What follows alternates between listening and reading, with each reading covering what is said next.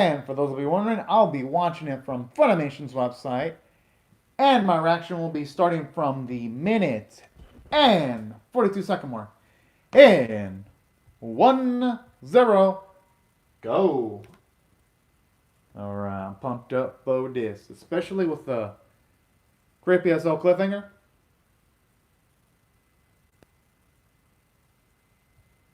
Oh, okay, that sounds pretty positive.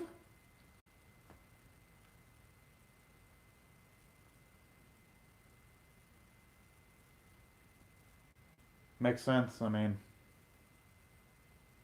Okay, at least now we.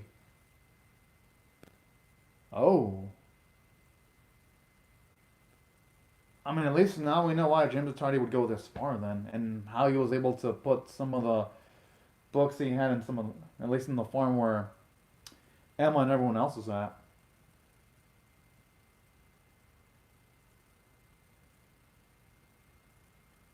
I mean, yeah, that makes sense. Oh, okay. At least now we know how deep this actually goes.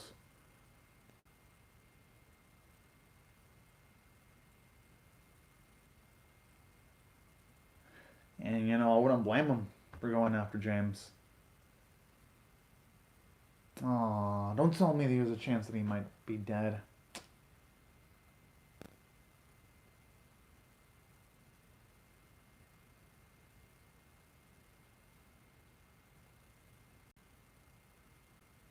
But I don't think they're going to want to be living in the shelter forever, though. That's what they're going to want to do.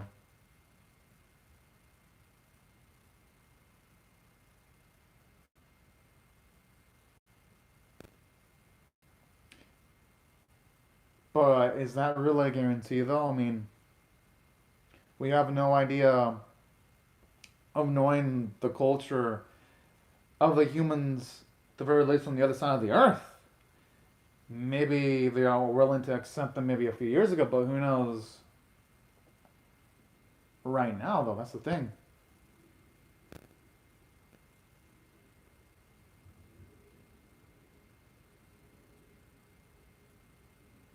I think here's what they should do, though. At least in my humble personal opinion. I was about to say maybe they should wait until some of the younger kids get older, but then if they would take too long, the people in the other farms are going to be endangered too, so they don't have the luxury of waiting.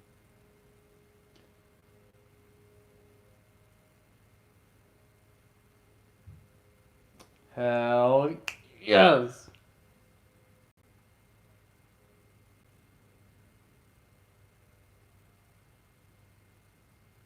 Hmm. Good. Good. The question is though,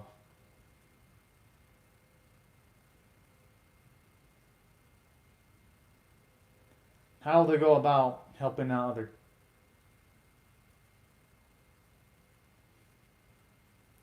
other people though if they're going to be.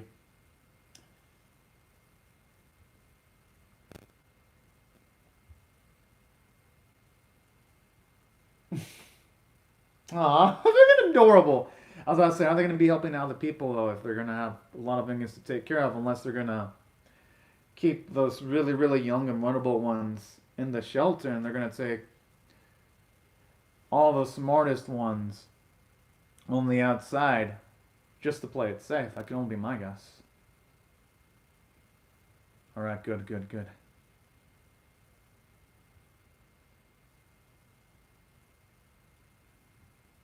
I mean, I don't blame them. I mean, they're young, so it's going to be tough for them to have arm strength. They're going to have to make do what they got, though.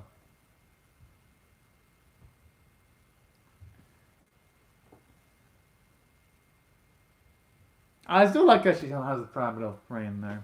Oh, Emma, that's cute. Oh, that's freaking adorable.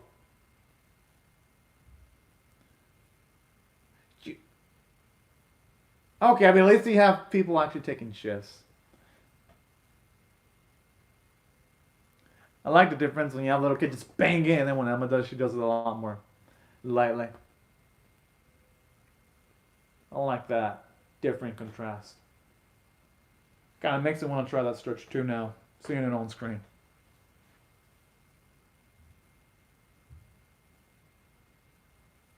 And that's something else I really loved about this. Oh, they're actually training on their own. Oh, look at cute.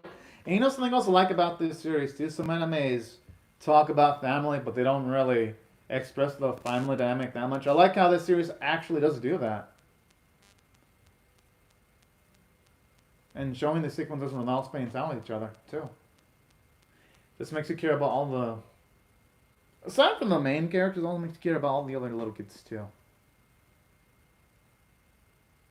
Aww.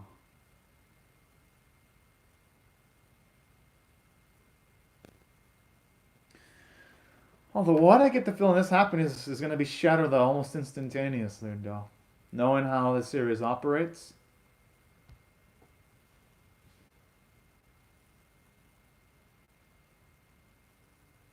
Yeah. Yeah! The meat thing would probably be the most doable. Whoa! Oh, and he has been practicing with his bow and arrow.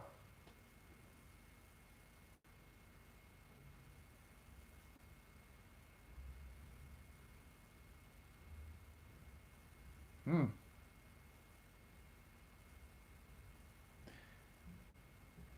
They better not.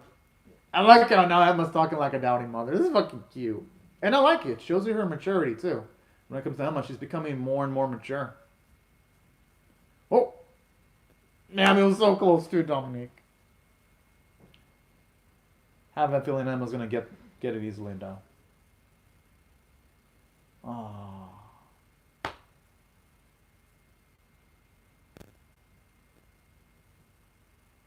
But they're gonna have to. They're not gonna have. Okay, alright, good. At least there is something. And plus, this is good practice for them, too. Hey, that's actually pretty effective.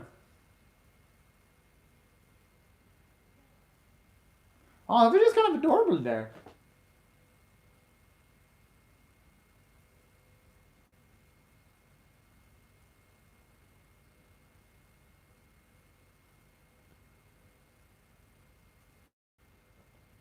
Hey, it may look gross, but if they cook it over a fire, it might actually taste pretty wonderful. You never know. You shouldn't judge things by experience when it comes to food. Yeah, I can speak English part of the Gumpata. And as for the quintessential Quan triplets, I'll actually be reacting to Mika Dreamy after this because I actually have like at least 2 hours of spare time, or hour and a half. So quintessential Quan triplets will probably be next. I mean, Mika Dream will be next, then quintessential Quan triplets when it comes to reactions on Medoji, and maybe even Tomika in between also. Whoa. Ah, makes you feel for the kid.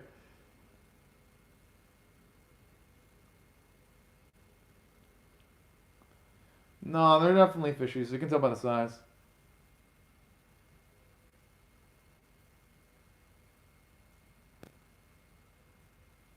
Yeah, I could say no to all how he smiles.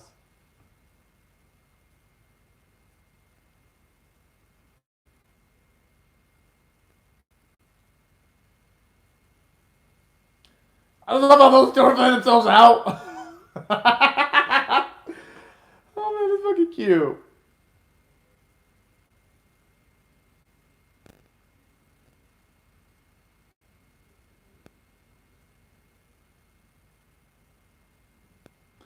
I like how Ray's like the most calmest one out of all. It's gonna taste good, I have a feeling.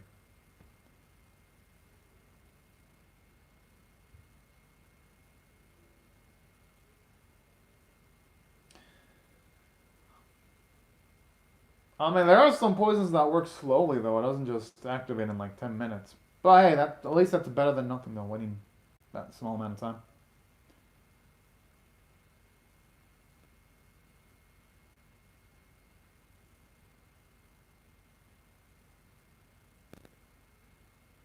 They hope both of the boys love it. They want to eat more.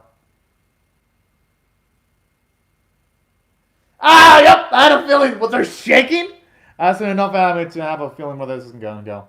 As for Brian O'Brien, you can watch it off of Funimation's website, but they charge $6 a month. That's where I watch it. I pay $6 a month to watch it off Funimation's. At least in the U.S. I mean, depending on your country, other sites might have it. Musa Asia might have it. I don't know if Musa Asia has it, depending on the country. But I know in the U.S., Funimation's the only one that has it officially.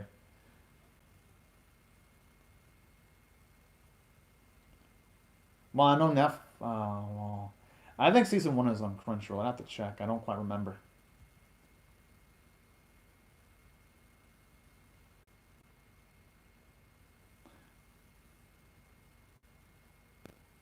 Oh, it's been a while since they've shown off the Ray's mother.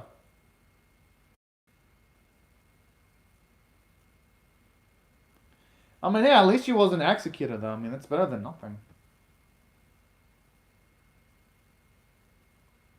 I'd like to see this old ass bitch try that.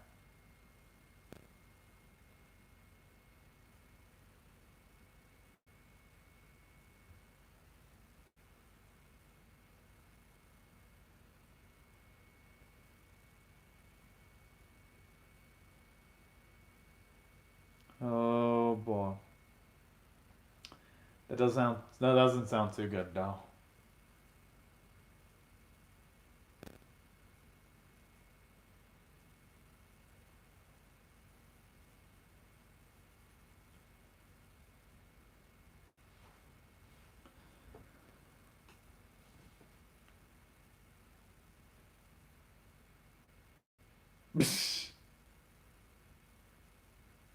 That's a pretty fucked up joke, though.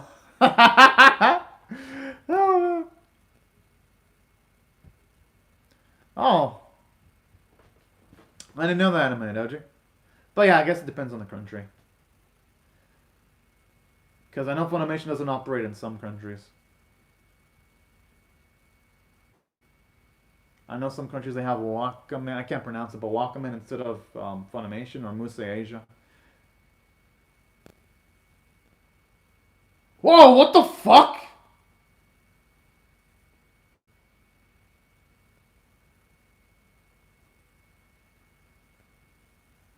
Wait, were they discovered? Big question is how though?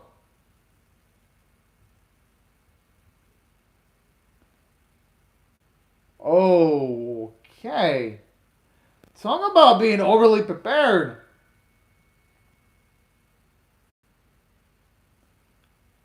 Eh. And that's the thing. Even though, yes, the kids can fend for themselves, I don't think they can. I mean, I guess they do have a tactical advantage and the edge of surprise, so they might be able to actually get some kills.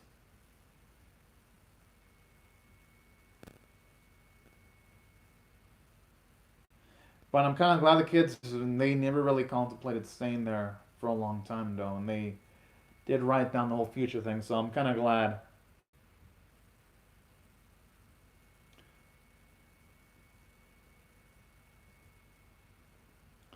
At least since they're not demons, the physical gap between the kids and the adult humans is it going to be as huge? Mm-hmm. They're going to have no choice.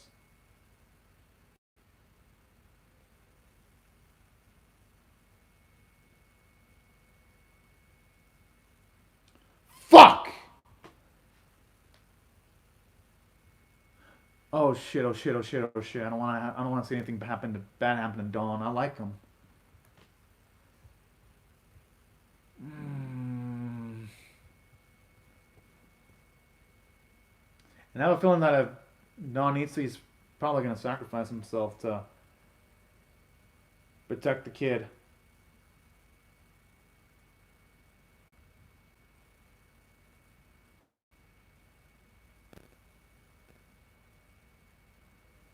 So are they going to execute her?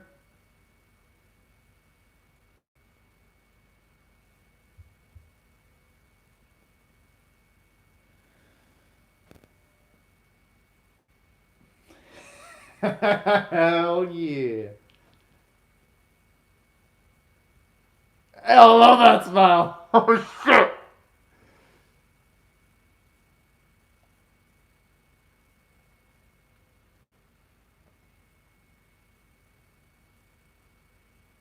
It's a trap. Yep.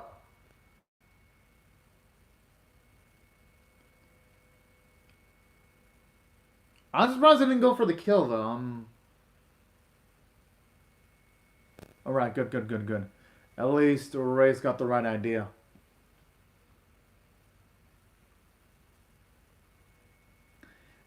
And I like kind of roundabout way. It does show you that Ray was willing to pull the trigger. I thought, at least for me, I think that's pretty damn badass.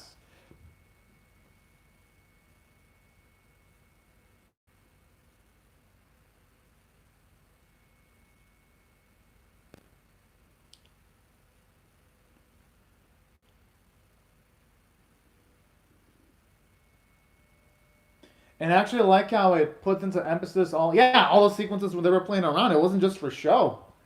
But I thought that such a calming, slice of life sequence would actually have larger ramifications.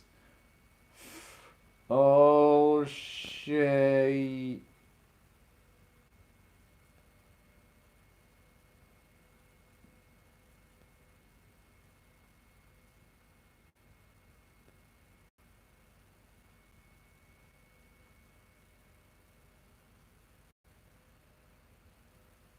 Oh.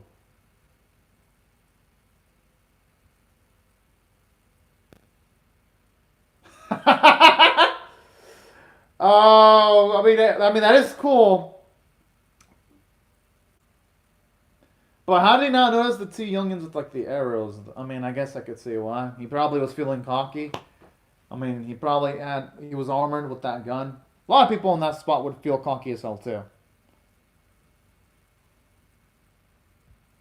Oh, I didn't know that anime doji. All right. Oh, I mean that's cool that Boruto is on the Hulu website. I know in the U.S. Boruto is in Crunchyroll. But it varies country by country.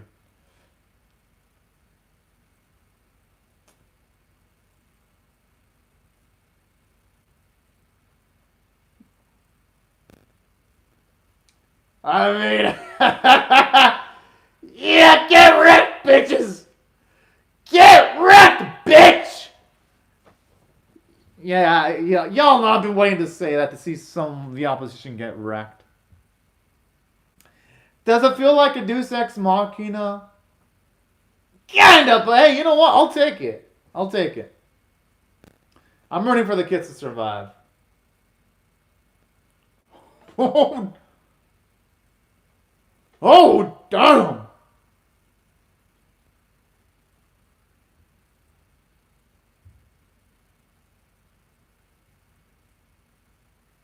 Oh man, I'm starting to feel creeped out for her now. Because we've seen what that flower does.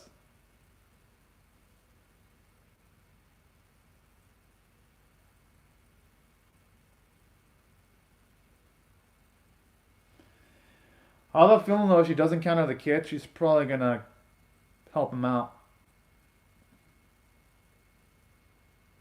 in her own roundabout way, even if it costs her a life.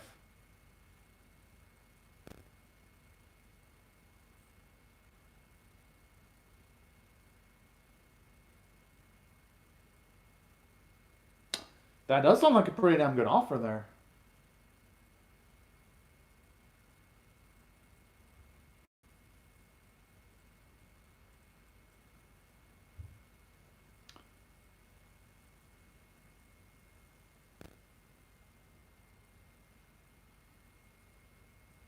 What the hell did he offer up?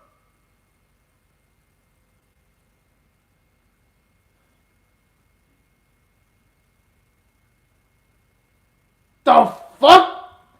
If anyone did the betraying, it was her towards the kids, lying to them and deceiving them. But no, seriously, what was offered up to the point where she was like, yeah, I hope the kids escape to where she completely changed her mind now. Oh man. But that's what I love about this series now. It gives you one epic mystery, you get it to resolve, only to have another epic mystery right in front of y'all. That's what I'm liking about the series.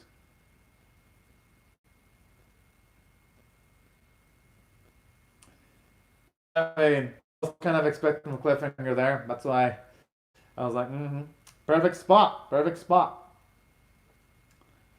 All right, I'm gonna rate this one a 9.25 out of 10. I absolutely loved it. Yeah. Oh, hello, Rohan Singhe.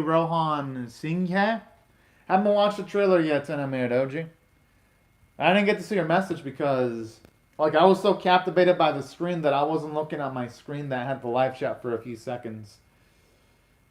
But I'll still say hello though. I mean, I don't know what you said though because you were checking your message, but I'll just say hello. Just so you know that I actually do read the live chat comments. Just when an episode gets so epic, I'm not gonna look at the live chat screen when a lot of things are going on. I only do that when it's like the quieter moments in the episode. Then I do look at the live chats. But anyways, let me explain why I gave it a 9.25 out of 10. For one, it was exceptional. I mean, what else could you ask for from a Promised Neverland episode? You had character development for the younger children, like the little white-haired one actually using the bow and arrows, becoming more independent. You see Ray willing to do a kill shot against a fellow human. That was actually nice. And it was nice when Dawn made that trap alongside the kid to knock out one of the officers. So there were a lot of amazing character moments. And not just that, but I like seeing Emma act like the mature mother. She actually fits that world pretty darn well. Especially with like her nurturing and kind of nature. I was like, oh, this is actually pretty damn cute if you ask me. And another thing I also love too, actually really love seeing the return of Isabella because at the very least in this episode I was like, man, this was a long time coming. Especially now that she has some kind of like mysterious motivation as to why she would actually want to work with the demons. That's going to make her even infinitely much more interesting. And that's something I really appreciate from the series too. At least if you ask me personally. Because it really shows you that the Promised Neverland, it's not going to forget about interesting characters and just throw them off the wayside. They're going to utilize them later on. And that's something I love about it. Now, aside from that, something else I also loved about this episode, aside from them implementing Isabella back into the narrative, I do love the fact that the safe space that the kids got, it was instantly destroyed because even when they're in the shelter, you still got the opposition exploring every little shelter that they can get. And that's something that was actually pretty damn cool about this series. It always keeps you on the edge of your seat. And that's something else I also love about this series. It's constantly filled with tension. That's why they had great character bits, and the story beats were great too, because I was either laughing or feeling tense whenever it was the non-cuffly sequences. And it was captivating from start to finish. Hell, even finally getting a basis as to like how James transported the books into all the farms was actually finally nice. So I was like, okay. The only flaw in this episode was the way the kids were saved. Kind of felt a little bit Deus Ex Machina-ish, but hey, what can you do? Even though, yes, it did feel like pretty dang invisible plot armor, it wasn't anything too offensively bad when it came to it. And that's why I thought this episode did a pretty dang fantastic job. And the animation artwork were pretty darn nice. Especially the CGI for the creatures, because it's only really noticeable if you really key on it, but if you don't key on it, it bends in pretty well with the background, especially since it's nighttime. If it were daytime, then yeah, the CGI would probably be super noticeable. Thankfully, though, that isn't the case. And yeah, that's why I appreciated it from the visual front, and the voice performances were pretty darn awesome too. And that's why if I had to rate this episode overall on a scale of 1 to 10, I gotta give it, you know what, I'll give it a 9.25 out of 10. I think it deserves that. I thought the music utilized in the episode was pretty darn nice. And it's definitely got me excited to see what they're going to bring into the next episode. But anyways, y'all, these are my thoughts on The Promised Neverland episode 4, Season 2. I'd love to hear your thoughts on how I feel about my reaction or the episode itself in the comment section below. And right before I go, let me just answer your question, Amir Doji. I mean, when it comes to Boruto, I think it's okay because honestly, it came after Naruto, so Boruto isn't as good as Naruto. So that's my thoughts on it. It's all right. I think it could do things better though, if you ask me. I think they don't use Sarada enough, and the only characters that really get any meaningful development are Boruto and Kawaki, which is the same issue that the original Naruto series ran into. In the original Naruto, at least when it comes to like pre-time skip, everyone had development. You had Naruto, Rock Lee have their own backstories, Sasuke, you had Nenji, everyone had their defining backstories, but then when it came to Shippuden, only Naruto and Sasuke got focus. Well, Boruto falls into the same trappings only from the get-go. Naruto didn't fall into the same trappings until post-time skip.